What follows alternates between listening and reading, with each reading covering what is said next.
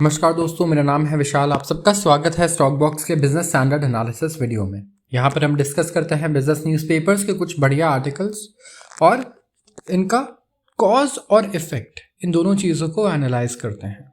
शुरुआत करते हैं कुछ इन ब्रीफ आर्टिकल से। छोटे आर्टिकल्स हैं ये, बट अच्छे हैं। Disney plus post surprise profit raises earning forecast. बात हो रही है डिज्नी प्लस की।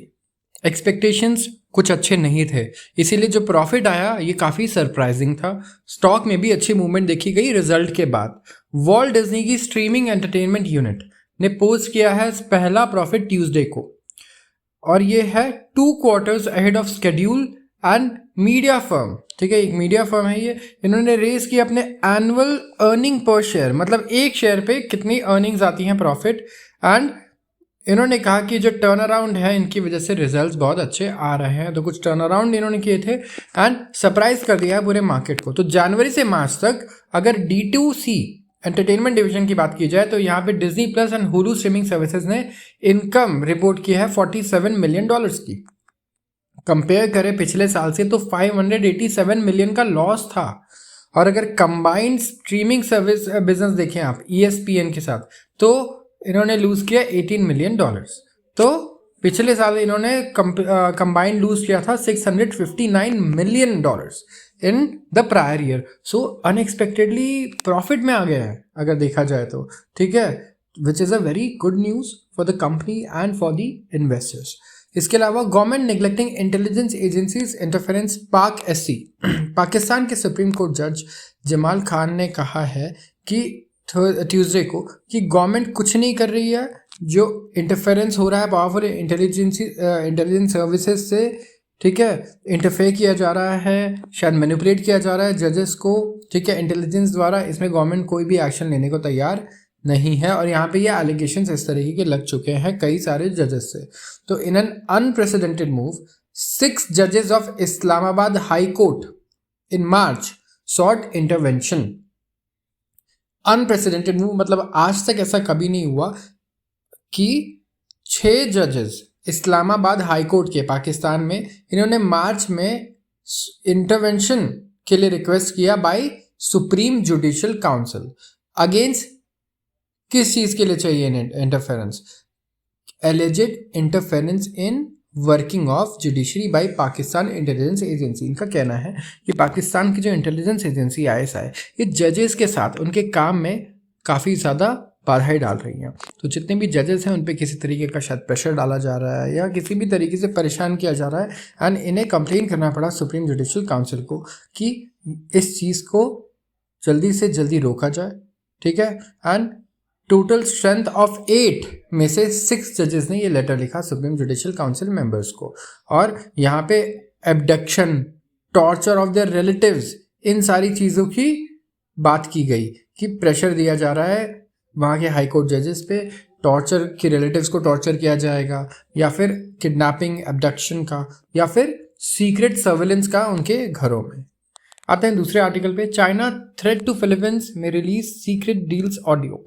चाइना रिलीज कर सकता है ऑडियो, ठीक है, जहां पर एक फ़ोन कॉल पे बात हो रही है फिलिपिनी मिलिट्री ऑफिशियल की, और बीजिंग क्लेम करता है कि एविडेंस है जहां पे अग्रीमेंट हुई है डिस्प्यूटेड टेरिटरी की in South China Sea according to Chinese officials. तो इस एलिगेशन में, ठीक है, vice admiral Alberto Carlos, head of Philippines military's western command, agree कर रहे हैं एक नए मॉडल में जहां पे हैंडलिंग की जाएंगी resupply missions to Philippines occupied second Thomas shawl in South China Sea. South China Sea एक बहुत ही डिस्प्यूटेड जगह है, ठीक है। चाइना कहता है कि पूरा साउथ चाइना सी हमारा है, ठीक है, जो भी उनके रीजंस होंगे, क्योंकि वो तो इंडिया के भी आधे कई सारे स्टेट्स को बताते रहते हैं। हर बार कुछ नए स्टेट्स होते हैं जो कहते हैं ये भी हमारा है, ये भी हमारा है, इस तरीके से चल रहा है। तो वैसे सिर्फ इंडिया के साथ नहीं कर रहे हैं, सारे नेबर्स के साथ चाइना के अच्छे खासे डिस्प्यूट्स हैं। तो साउथ चाइना सी में अगर आप देखें तो यहाँ पे क्या दिख रहा है हमें कि फिलीपींस के साथ जो डिस्प्यूट है, इसमें कोई फ़ोन रिकॉर्डिंग आई है चाइना के पास, जहाँ पे जो वहाँ के मिलिट्री वेस्टर्न कमांड के जो जनरल हैं वो कहते हुए, अग्री करते हुए सुनने में आ रहे हैं कि कोई नया मॉडल है रीसप्लाई हैंडल करने का, ठीक है, on Philippines occupied second Thomas shawl in South China sea. Xbox division shut down कर रहा है 4th बेथेस्डा स्टूडियो को। माइक्रोसॉफ्ट का एक्सबॉक्स गेमिंग है। एक्सबॉक्स और प्ले स्टेशन आप सब लोगों ने सुना होगा, राइट? जिन्होंने भी नहीं सुना या फिर जिन्होंने नहीं यूज़ किया है उन्होंने सुना तो एटलीस्ट होगा या पता होगा कि माइक्रोसॉफ्ट का ये सब्सिडरी है, माइक्रोसॉफ्ट ने इन्हें बाय कर लिया था, ठीक है। तो यहाँ पे कुछ गेमिंग डिविजन्स हैं, ये शट डाउन हो रही हैं, ठीक है। 4 सब्सिडरीज का यहाँ पे नाम लिया गया है, ये गेम स्टूडियो है, ठीक है। और रेडफॉल कुछ एक रीसेंट गेम है जो बिगेस्ट फ्लॉप रहा है माइक्रोसॉफ्ट के लिए। तो यहाँ पे परफॉर्मेंस एक रीज़न बताया जा रहा है कि जो रिटर्न ऑन इन्वेस्टमेंट्स हैं वो अच्छे नहीं आ रहे, जिसकी वजह से इन स्टूडियोज़ को शट किया जा रहा है। बात करते हैं दुनिया की सबसे वैल्यूएबल कंपनीज में से एक का, अरामको। अरामको सऊदी अरेबिया की सबसे बड़ी कंपनी है, लिस्टेड कंपनी। जितना भी ऑयल है पूरे सऊदी अरेबिया में आप कह सकते हैं कि अरामको वहाँ डील करती है। और ये स्टेट कंपनी है, ठीक है। रॉयल फैमिली को ये डिविडेंड्स देती है, बोनस देती है, एंड लिस्टेड भी है वहाँ के एक्सचेंज में। तो अरामको $31 बिलियन का पे आउट यहाँ पे कर रही है अमिड सऊदी बजट डिफिसिट। तो अरामको ने $31 बिलियन का डिविडेंड पे आउट रखा है टू सऊदी गवर्नमेंट, ठीक है। जबकि प्रॉफिट कम हुआ है फिर भी, क्योंकि अगर आप देखें कि सऊदी अरेबिया में इस वक्त बजट डिफिसिट चल रहा है, ठीक है। एंड ये बहुत ज़रूरी है क्योंकि क्रूड ऑयल के जो प्राइसेस हैं वो भी बढ़ नहीं पा रहे हैं। तो सऊदी अरेबिया को भी कुछ बहुत ज़्यादा फ़ायदा हो नहीं रहा। क्यों नहीं बढ़ रहे हैं क्रूड ऑयल के दाम? क्योंकि डिमांड इस हिसाब से पूरी दुनिया में अभी नहीं है। BP profits drop to 2.7 billion as refinery outage offsets output। BP की सबसे पहले क्वार्टर अर्निंग्स में अगर आप देखें तो अर्निंग्स 40% गिर गई हैं टू $2.7 बिलियन। फोरकास्ट तो मिस कर ही दिया है। इनका भी ये मानना है कि भाई लो एनर्जी प्राइसेस चल रहे हैं, नहीं हो रहा है प्रॉफिट, ठीक है। और US रिफाइनरी आउटेज भी रहा, ठीक है, जहाँ पे ऑफसेट कर दिया उन्होंने इंक्रीज गैस और oil production.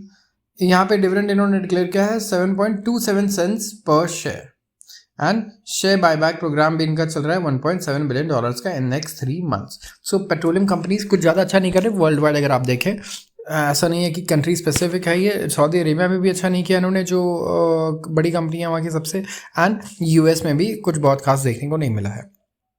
OpenAI releases deep fake detector. अब इंटरनेट पे एक चीज़ से लोग बहुत परेशान हैं, वो है डीप फेक वीडियोज़। क्या होता है? ये बिल्कुल रियल वीडियोज़ लगता है। लेट्स से आप आजकल इलेक्शंस भी चल रहे हैं तो आप लीडर्स जितने भी हैं उनके वीडियोज़ देखेंगे। लेट्स से हमारे जो प्राइम मिनिस्टर ही हैं नरेंद्र मोदी जी, इनके भी कुछ डीप फेक वीडियोज़ आपको देखने को मिल जाएंगी, जहाँ पे उनकी ही आवाज़ में कोई स्टेटमेंट वो बोल रहे हैं बट एक्चुअली वो बोल नहीं रहे हैं। ये पूरा क्रिएट किया गया है AI से, उनकी आवाज़ भी क्रिएट की गई और पूरा प्रॉपर एक वीडियो भी जिसमें वो बिल्कुल सिंक्ड है, ठीक है। सो आप बड़ी मुश्किल से कह पाएंगे कि ये रियल नहीं है। तो काफ़ी सारे ऐसे सेलिब्रिटीज़ भी हैं जिनकी वीडियोज़ देखने को मिली एंड काफ़ी लोग परेशान भी हुए इससे। तो एक्सपर्ट्स वार्न कर रहे हैं कि इमेजेस और ऑडियोज़ और वीडियो जो जनरेट करता है आर्टिफिशियल इंटेलिजेंस, इसकी वजह से इलेक्शन पे बहुत बड़ा फर्क पड़ सकता है। OpenAI रिलीज कर रहा है एक टूल जो डिटेक्ट करेगा content created by its own popular image generator DALL-E। तो इन्हीं का एक बहुत बड़ा फेमस इमेज जनरेटर है AI आर्टिफिशियल इंटेलिजेंस जो यूज़ करता है। और OpenAI ही एक ऐसा सॉफ्टवेयर बना रहा है, जो टूल बना रहा है जो डिटेक्ट कर लेगा कि DALL-E ने कौन से इमेजेस को क्रिएट किया है, कौन से को नहीं किया है, ठीक है। तो ये टूल बहुत ही छोटा आप कह सकते हैं एक एफर्ट है इनका ये खुद कहना है कि प्रॉब्लम बहुत बड़ी है और ये बहुत ही छोटा सा एक सोल्यूशन है, क्योंकि जो डीप फेक्स है ये काफ़ी ज़्यादा इफेक्ट कर रहे हैं कई लोगों को मेंटली एंड प्रोफेशनली भी, ठीक है। ट्यूसडे को अगर आप देखें OpenAI ने कहा कि ये शेयर करेगा न्यू डीप फेक डिटेक्टर, जहाँ पे small group of disinformation researchers इसे टेस्ट कर पाएंगे। एंड यहाँ पे एक नए रिसर्च को किक स्टार्ट करने का इंटेंशन है कि फोकस किया जाए सेफ्टी पे और पॉलिसी पे, किस तरीके से हम मिसयूज़ को रोक सकते हैं आर्टिफिशियल इंटेलिजेंस के। तो OpenAI का ये कहना है कि जो नया डिटेक्टर है 98.8% ऑफ इमेजेस को डिटेक्ट कर सकता है, सक्सेसफुली आइडेंटिफाई कर सकता है, ठीक है, जो भी इमेजेस DALL-E ने बनाया है, ठीक है, DALL-E 3 जो इनका इमेज जनरेटर है। एंड यहाँ पे कंपनी ने ये भी कहा कि जो दूसरे पॉपुलर जनरेटर्स हैं, स्टेबिलिटी AI हो गया और कई सारे और भी हैं, ये इनके इमेजेस को डिटेक्ट नहीं कर पाएगा, आइडेंटिफाई नहीं कर पाएगा कि ये डीप फेक है या नहीं है, ये सिर्फ अपने इमेजेस को ही कर पाएगा।